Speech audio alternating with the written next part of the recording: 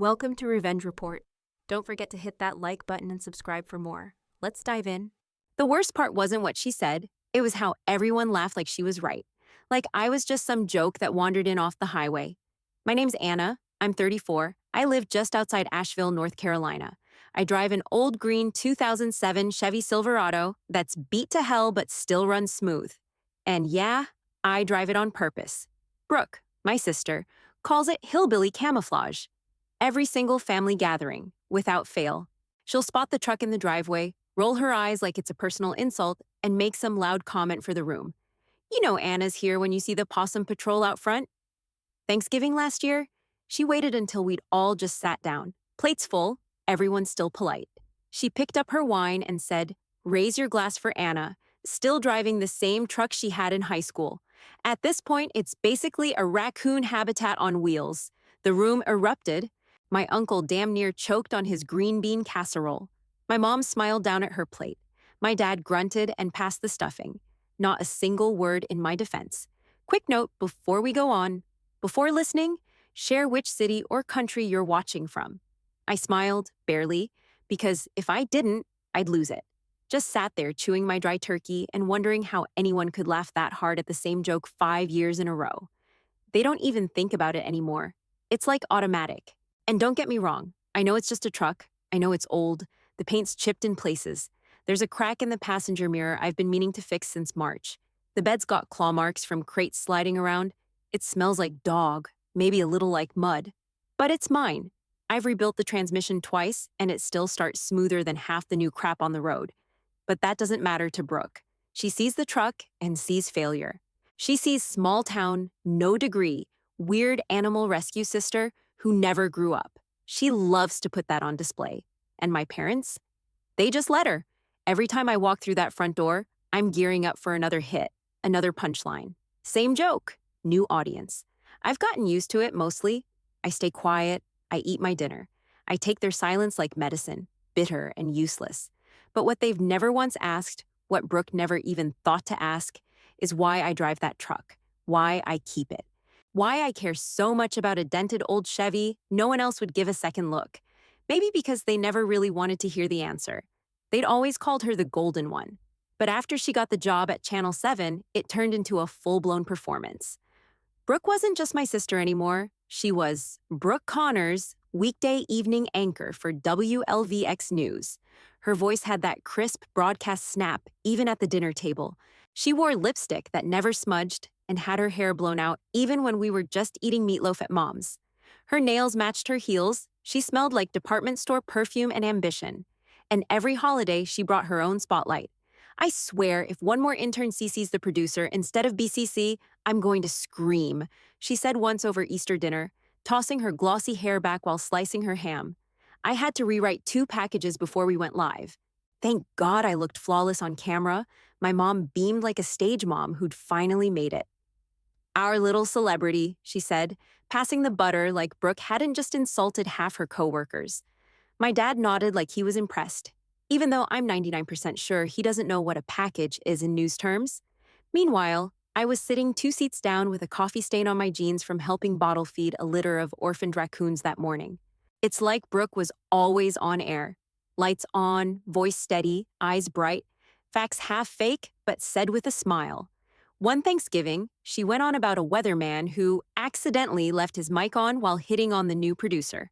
Everyone at the table howled with laughter like it was the best story they'd ever heard. I cleared my throat and tried to chime in. "Hey, so one of our volunteers found a red fox caught in barbed wire last week." Brooke cut me off with a smirk. "Was this before or after you got sprayed by a skunk again?" The table exploded. Even my Aunt Marlene wheezed into her wine. "It wasn't a skunk," I said quiet. "It was a ferret that panicked during a checkup." But no one was listening. Brooke was already onto some bit about wardrobe malfunctions during a flood broadcast. My mom wiped her eyes, still laughing. "You're too much, honey." I stared down at my mashed potatoes. They were cold by then. My face burned, but I didn't say anything. I never do. There's no room at that table for both of us to talk. It's like she takes up all the oxygen, and I'm just some background noise humming under the surface. She always finds a way to get a dig in, light enough to seem like a joke, sharp enough to cut. "You know," she said once, tilting her wine glass toward me. I don't know how you do it. Crawling around barns and backyards all day, smelling like damp hay and squirrel pee. I'd die, I gave a half smile and stabbed a piece of green bean with my fork. It's not as glamorous as lipstick and teleprompters, that's for sure. She blinked, paused for just a second, then changed the subject like I hadn't even spoken. And just like always, nobody said a thing. My mom started talking about how Brooke was nominated for something, some best local personality thing the station cooked up. Dad asked if it came with a plaque. I sat there chewing and pretending I didn't notice the way their eyes never landed on me for long. I don't think they meant to ignore me. I think they honestly forget I'm there. After dinner, I helped clear the plates like I always do. Brooke went to the living room and pulled up one of her news segments on her phone so everyone could watch it, in high definition. Her voice filled the room while mine just went quiet. I scraped the dishes, one by one, into the sink. Not because I liked cleaning, but because it was the only part of the night where nobody talked over me. The smell of grilled pork and charcoal hit me as I climbed out of the truck, heat rising off the pavement in waves. I parked right by the front of the rec center like I always do, mainly because I had a crate of food donations in the bed that I needed to drop off later. I slammed the door shut, adjusted my hat, and took a breath. Dad's retirement barbecue, tables full of burgers and baked beans, red, white, and blue plastic decorations from Dollar General, and everyone we'd ever met in town packed under those cheap rented canopies. Anna, my cousin Sherry waved from the drink table. I smiled and walked toward her, pretending not to notice the familiar click of heels behind me. Oh, good, Brooke's voice rang out, sharp as glass. The pest van's here. Laughter popped around the entrance like someone popped a balloon. Not all of it, just enough to sting. I froze for half a second. My jaw clenched. Sherry looked down into her cup. A couple people shifted, glanced toward the truck, then away like they didn't want to be part of it, but also didn't want to miss it. It's a Chevy, I said, not loud, not soft, just flat. Not a van. Brooke didn't skip a beat. Same difference. Smells like roadkill and probably hauls it too. She breezed right past me like it was nothing. Like we were still kids and this was just her little game. I caught a glimpse of Dad by the grill, flipping burgers with that same dull expression he always had when Brooke went off. Mom stood beside him, holding a tray of buns and looking out toward the parking lot, like maybe if she focused hard enough on the horizon, the moment wouldn't exist. I didn't expect them to say anything, but a small part of me still wanted them to. Instead, I walked toward the drink table, shoulders tight, hands stuffed in my jacket pockets. I kept my eyes on the cooler, not on the people glancing at me like they weren't sure if they should feel bad or just stay quiet and pretend nothing happened. A guy from Dad's old job, can't remember his name, but I recognized the face, walked past and gave me a quick nod. You, do animal control? Nope, I said. Rescue work. Wildlife rehab. He nodded again, slower, and then moved on like I'd just told him I collect garbage for fun. I stood there with a paper plate in my hand, food getting cold while Brooke told some loud story about a wardrobe malfunction during a holiday segment. Someone asked her what it's like to work in media. She lit up like a stage light and launched into her brand voice. TV isn't as glamorous as it looks, she said, laughing. I mean, it is for me, but not for everyone. They ate it up. Every damn word. One guy even asked for a selfie with her. I watched her smile like she was doing charity work. And me? I was just the weird sister with the truck and the skunk stink. I didn't say anything for the rest of the night, helped stack chairs, took a few empty trays to the kitchen, told Dad congrats, and he gave me a one-armed hug without even looking up from the tongs in his hand. As I walked back toward the truck, the tailgate still down from unloading drinks earlier, I ran my hand along the dented edge. I could still hear Brooke laughing somewhere behind me. I looked up at the canopy lights, blinking through bug swarms, and felt something twist hard in my chest. Not rage, not hurt, just this cold, locked-in decision. I was done letting her eat me alive in front of other people, done being the convenient punchline. Next time, I wouldn't swallow it. Next time, she wouldn't get the last word. I left that barbecue and drove straight into the hills. Didn't stop at home, didn't change clothes, just pulled onto the gravel access road off Route 21 and waited for the team at the checkpoint like it was any other night. But it wasn't. We'd gotten a ping on the SATCOMs earlier that day. Heat signature movement inside a known drop zone, somewhere near Cherokee County. These weren't kids spotlighting deer for sport. This was the real kind. The professional crews who poach protected species and move them through black market channels. 10 years in, I knew the difference. The truck cooled beside me while I prepped gear. Drone case open, rifle cleaned and loaded with tranquilizers. Thermal goggles ready, boots laced tight. My vest still had badger hair stuck in the Velcro from a separate job that morning. Brooke would have had a stroke. At 0300, we moved. Me, Darren, my cousin on my mom's side, and 2 field agents from Atlanta. We didn't speak much on mission. No one needed to. I was point. They knew it. Darren called me Ranger, and the others followed suit. Up in the canopy, the drone buzzed low, feeding back grainy heat trails through the monitor. I crouched behind a tree, eyes locked on the screen while the others scanned the ground. The trail looked obvious, too obvious. Movement along the East Ridge, one of the agents said. I shook my head. That's decoy traffic. Probably dogs. Check the wind drag on that path. It's recycled. Run back the last 90 seconds of drone footage. He paused, rewound. There it was, double imprint pattern, same weight distribution. No fresh gate. Someone wanted us looking left while they moved right. Shift grid 3 clicks west, I said. They stashed it, not moved it. Darren gave one short nod. You got it. 15 minutes later, we hit the ridge. Buried under stacked tarps and brush, deep enough you'd miss it in daylight. We found it. Coolers full of dismembered animal parts. Bare gallbladders, exotic feathers, bones marked for ritual sale, illegal trade worth 6 figures easy.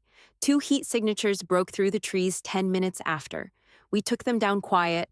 No shots fired, no mess. All tagged, cuffed, documented. By dawn, the site was sealed. Helicopter came in at 0500 to lift the evidence out.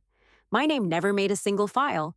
The news called it an anonymous environmental task force working with state officials. Brooke reported on it the next evening, all gloss and grave concern, reading words someone else wrote. I watched the clip from my truck later, boots still muddy, sandwich in one hand, drone battery charging in the passenger seat. She said it like she had a clue, but in her head, I was probably knee-deep in trash somewhere, chasing squirrels off someone's porch for $20 and a free coffee. Good. Let her think that. Let them all think that.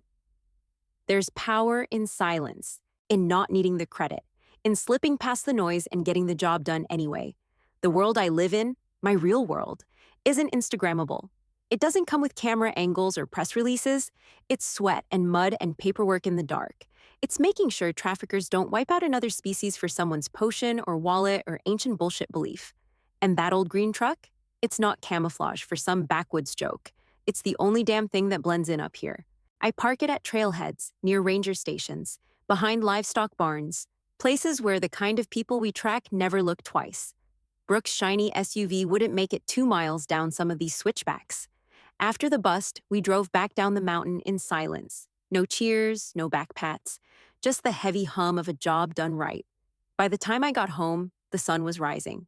I backed the truck into the driveway, covered in pine needles and mud, turned off the engine, and sat there for a second with my hands on the wheel. My phone buzzed. Family group chat. Great BBQ last night. Brooke, you were so funny. Loved the pest van joke? I didn't even open it. I walked into Christmas morning still smelling like cedar sap and coffee. My hands were scraped from field training 2 nights before, but I'd scrubbed most of the grime off. Clean jeans, new flannel. Didn't bother with makeup. I never do. Brooke was already curled up by the fireplace like she was filming a commercial for luxury blankets. She had on full makeup and one of those red cable knit sweaters that probably cost $300. The kind you wear for photos, not warmth. Mom passed around coffee in those chipped snowman mugs. Dad sat by the tree, handing out presents like always. All right, he said. Let's see what Santa brought us this year. First box went to Brooke. She peeled the paper back slow, playing it up for the room. Oh my God, she gasped, holding up a thin gold necklace with a tiny diamond charm. Dad, he smiled big. Saw it in the jeweler's window. Figured my new star needed a little sparkle, Brooke beamed. It's perfect. The room cooed. Mom dabbed her eyes like she was watching a proposal. Then Dad grabbed the next box. Square, soft, no bow. Here you go, Anna, he said. Something practical. For those freezing barns you're always crawling around in. I pulled out a thick gray wool sweater. Stiff, itchy, definitely on sale. It's warm, I said, holding it up. Thanks. Quick note, how's your day going and where are you joining from? Everyone moved on like the moment was checked off a list. Brooke was already taking selfies with her necklace, turning her chin to catch the firelight. I cleared my throat. Hey, actually, I wanted to share something. Real quick. A few heads turned. Not all. I got an award last week. It's work stuff. Just internal recognition. Nothing huge. But, it meant a lot. Dad waved a hand before I could finish. Well, that's great, honey. We're proud of you. Then he turned to Brooke. Didn't you have that clip you wanted to show? She lit up. Yes, you guys are gonna love this. It's from the flood coverage last month. She pulled out her phone and started mirroring the screen to the TV like she'd been waiting all morning to do it. And that was that. My award, something I'd bled for, trained for, risked for, didn't even get a full sentence. No one asked what it was for. No one even looked at me again. They all leaned in to watch Brooke reporting knee-deep in staged floodwater, with her perfect hair and perfect voice and her little logo in the corner. I sat back, the sweater still in my lap, my mouth dry. That was the moment. Not the jokes, not the truck, not even the necklace. It was that quiet, complete dismissal. Like I was just background static again. Something hard settled inside me, like a door clicking shut. I didn't cry, I didn't storm out. I just smiled politely, folded the sweater, and started stacking wrapping paper off the floor. No one even noticed. I still had the damn sweater folded in my back seat when I pulled into the town square for the parade. It was early, barely 8, and the float crew was already setting up along the courthouse lot. I parked the truck where I always do, along the side behind the float tent, near the back entrance, out of the way. I kept the engine running for a second longer than necessary, just listening to it idle, then shut it off and stepped out. The air smelled like kettle corn and diesel. Kids in scarves ran between booths. The band was warming up down the block. This was the kind of event where nobody looked too hard at anybody, exactly how I liked it. Until I heard her voice crack through the speakers. And don't forget, Channel 7's live broadcast starts in 10 minutes, right here at the grandstand. We've got an amazing lineup today, including the high school drumline, local rescue pups. Oh, and it looks like someone brought their mobile petting zoo. I stopped mid-step. Laughter broke across the square, some polite, some full-on loud. I turned my head. Brooke was standing on the judge's platform, mic in hand, headset tucked behind her glossy curls. The speaker beside her crackled as her voice kept going, but all I heard was the blood rushing in my ears. She was pointing right at my truck, the old green Chevy, mud-stained, dented, no shine, and now on display for half the town and whoever was watching the live stream. One of the parade volunteers laughed loud enough for me to hear across the tent line. Damn, does she live in that thing? Another voice. Bet it's got more hay than horsepower. I felt my face go hot. Not just embarrassment, panic. She wasn't just joking anymore. She just aired me, my truck, my face, my damn presence, on a hot mic, in front of a crowd with cameras. I looked toward the bleachers. Dad was there with a soda in one hand, laughing like he didn't hear it clearly or just didn't care. Mom stood beside him, arms crossed, eyes down on her boots like she was waiting for it to pass. I backed away from the tent, slow. I didn't say a word. Didn't call her out. I just turned and walked, head down, ducking past the side lot and back toward the tree line behind the library. My heart thudded so hard I thought I might throw up. It wasn't just a joke anymore. She'd put a spotlight on me, in a town where I've worked hard to stay background, anonymous, unseen. Not because I'm ashamed, but because I have to be. My job depends on it. They teach us to blend in, not be remembered. No photos, no press. Keep your real name out of public channels. And now, because of one stupid line and one stupid mic, I was the center of a joke for half the county. I crouched behind a dumpster near the alley and pulled my phone. Searched the live stream. There it was. My truck, clear as day. And my sister, laughing. The comments were already popping up. Whose hillbilly ride is that? Bet that's where they store the llamas. Petting zoo lady for Mayor Elol. I closed the tab and shoved the phone deep into my jacket pocket. This wasn't just humiliation. It was a breach. Of everything I'd worked to keep protected. She'd made me visible. I sat there for a while. The sounds of the parade getting louder. The drums echoing through the streets. The announcer voice repeating over the speaker system like a looped insult. And all I could think was, This has to stop before she does real damage, before I can't undo what she's exposed. No more swallowing it, no more silence, no more giving her a stage to stand on while I disappeared behind her shadow. She wanted attention? Fine. She was about to see the other side of me.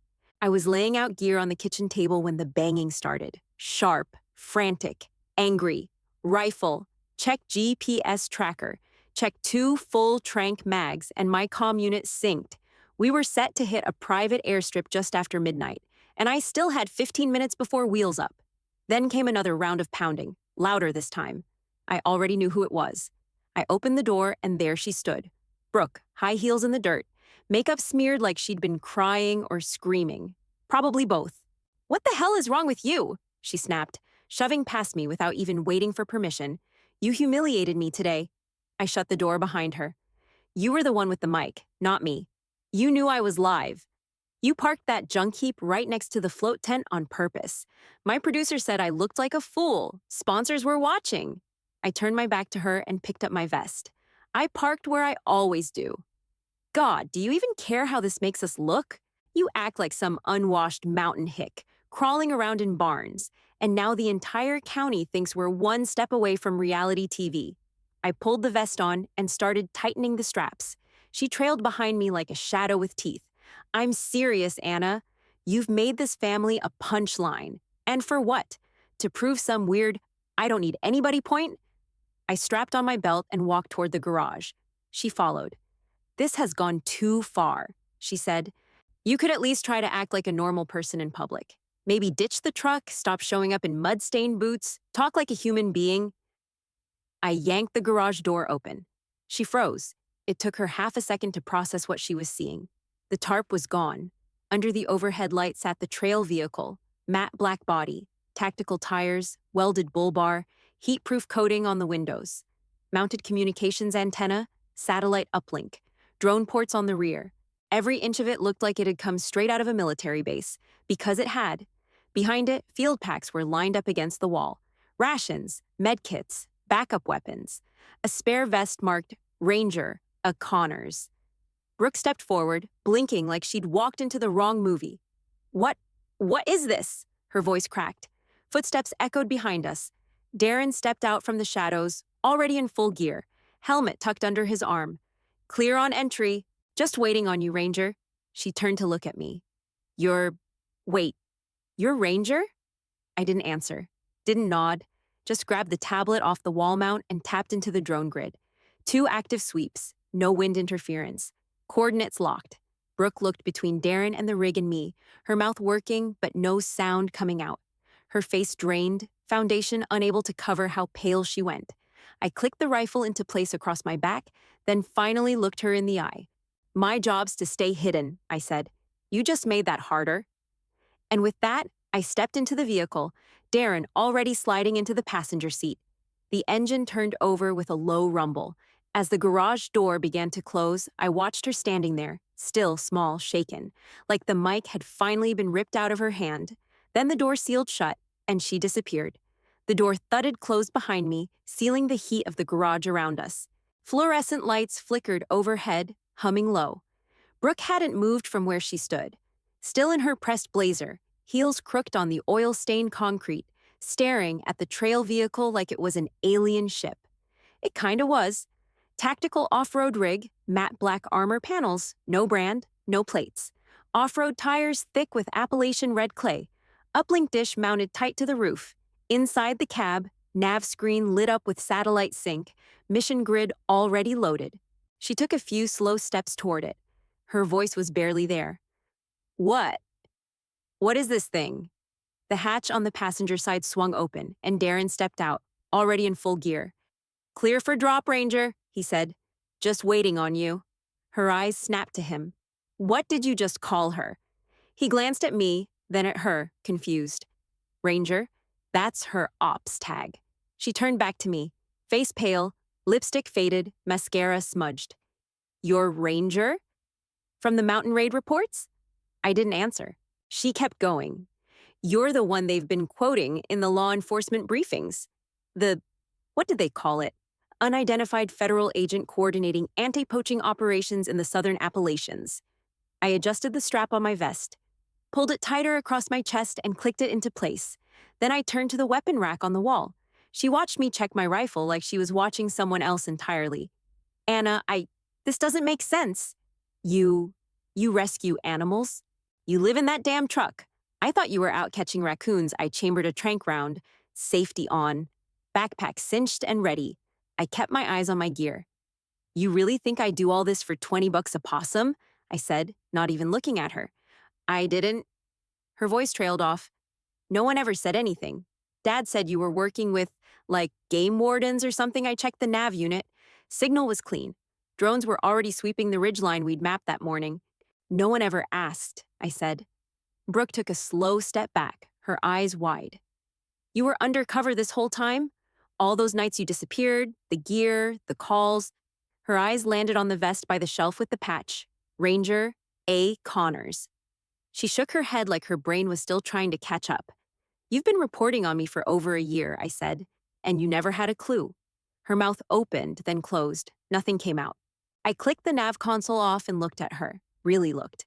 The woman who's owned every room she's ever walked into, who talks louder than the rest of us just to be heard first. For once, she didn't know what to say. I walked past her toward the driver's side door. Darren climbed in beside me, silent.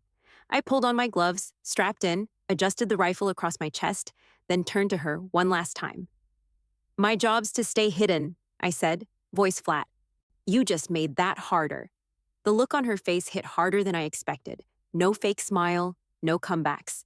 Just realization, raw and sudden, like someone had cracked open the world beneath her. Then I closed the door. The engine growled to life, low and steady.